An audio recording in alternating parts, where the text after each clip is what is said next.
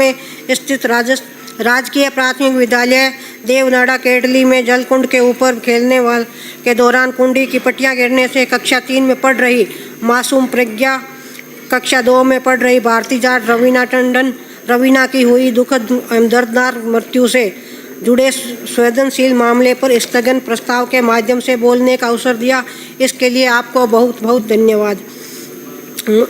सभापति महोदय, मेरे विधानसभा क्षेत्र नोखा में स्थित राजकीय प्राथमिक विद्यालय देवनाड़ा केडली के विद्यालय परिसर में एक जलकुंड बना हुआ है जो जर्जर व पुराना है, धंसा हुआ है। जलकुंड की ऐसी स्थिति की जानकारी पीईओ ब्लॉक शिक्षा अधिकारी पांचू, विकास अधिकारी पंचायत समिति पांचू तथा शिक्षा विभाग के उच्च अधिकारियों के संज्ञान में थी, परंतु यहाँ का सरकारी तंत्र पूरी तरह बेलगाम हो चुका है। प्रारंभिक शिक्षा पंचायत राज का विषय है कि दुर्घटना प्राथमिक विद्यालय में घटित हुई। ऐसे में दुर्घटना के लिए सबसे अधिक जिम्मेदार ब्लॉक स्तर पर पंचायत राज के सबसे वरिष्ठ अधिकारी होने के नाते विकास अधिकारी पंचायत समिति पांचू की ही बनती है। ये अधिकारी कर्तव्य के प्रति घोर लापरवाह है और कर्तव्य के प्रति लापरवाही के चलते इनको निलंबित भी किया जा चुका है।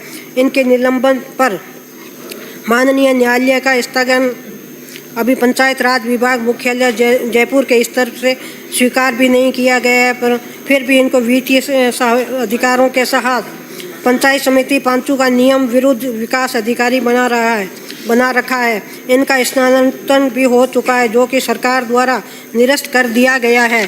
पता नहीं क्योंकि इस विकास अधिकारी पर सरकार पूरी तरह मेहरबान है। पंचायत समिति पांचू में वर्तमान में भ्रष्टाचार की परिकाष्ठा की जा चुकी है, जिसके पर्याप्त सबूत मेरे पास हैं। ज़रूरत पड़ने पर हम आपको सदन के सामने पेश कर सकते हैं।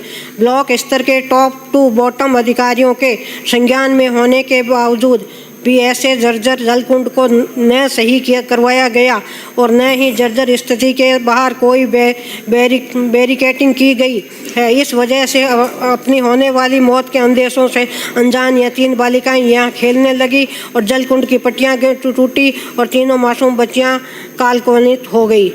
महोदय, यह हादसा नई सिस्टम की नाकामी की वजह से हुई है। इसके लिए सरकार का तंत्र जिम्मेदार है। पूरे मामले को लेकर नोखा मुख्यालय पर धरना चल रहा है एवं जनता में आक्रोश की लहर है। पुलिस स्टेशन नोखा में मुकदमा संख्या 103/2025 में दर्ज हुआ है। मेरी मांग है कि सभी दोषी अधिकारियों कर्मचारियों को गिरफ्तार किया जाए, उनके खिलाफ आपराधिक मुकदमा दर्जा चलाया जाए, उनके तत्काल सेवा से निलंबित किया जाए।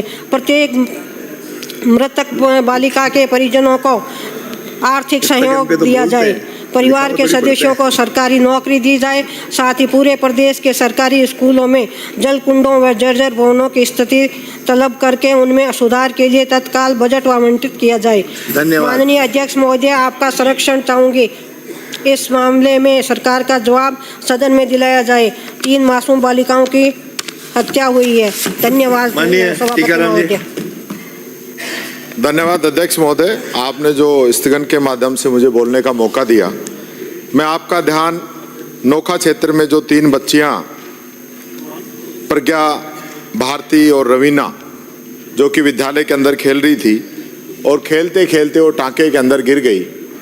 टांका इस जर्जर स्थिति के अंदर था कि बच्चियां वहाँ खेल रही थी तो सारी पट्टियां उसकी टूट गई और बच्चियां इसके अंदर गिर गई।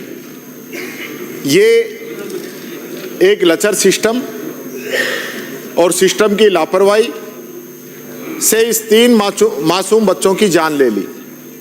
अध्यक्ष महोदय, एक तरफ महिलाओं और बच्चियों की सुरक्षा की बड़ी बड़ी बात करने वाली सरकार और दूसरी तरफ जब विद्यालय की तरफ से ये संज्ञान में ला दिया गया था उच्च अधिकारियों को, चाहे वो पीओ हो, चाहे बीओ हो, डीओ हो, विकास अधिकारी हो, सभी के संज्ञान में ये बात ला दी गई थी कि यहाँ पे टाका जो है ये जर्जर अवस्था में है और कभी भी यहाँ कोई बड़ी दुर्घटना घट सकती है।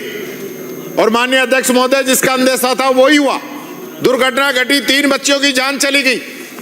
परसों से, मंगलवार से बच्चियों के अभिभावक ही नहीं, पूरे इलाके के लोग धरने के ऊपर बैठे हैं। लेकिन ये सरकार जो सिर्फ भाषण देने में पीछे नहीं रहती, आज इन बच्चियों के लिए कोई जवाबदेही तय करने से बच रही है। क्या उन परिवार को आपने मुआवजे की व्यवस्था की? क्या आप जो दोषी लोग उन पर कार्रवाई करने की आपने बात की? क्या उस परिवार को नौकरी देने की आपने बात की? कोई बात आप करना नहीं चाहते। 3 दिन से बच्चियों की डेड बॉडी वहां पे रखी हुई। अध्यक्ष महोदय, आपका संज्ञान चाहिए। इस सरकार को आदेशित करे कि इस पे जवाब दे सरकार की तरफ से, और उस परिवार को नौकरी दे, मुआवजा दे, और दोषी जो अधिकारी है उसके खिलाफ कार्रवाई करे। और आज ये तय करें, सरकार ये जवाब इस सदन के अंदर दे कि भविष्य में इस प्रकार की घटनाओं पे हम रोक लगाने के काम करेंगे। यह आश्वासन आपसे चाहते हैं अध्यक्ष महोदय। धन्यवाद। श्री थावरचंद। धन्यवाद अध्यक्ष महोदय। चीर के जमीन को उम्मीद के बीज बोते हैं।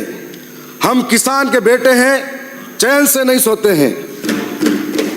मेरे नजदीक में जाखम का बांध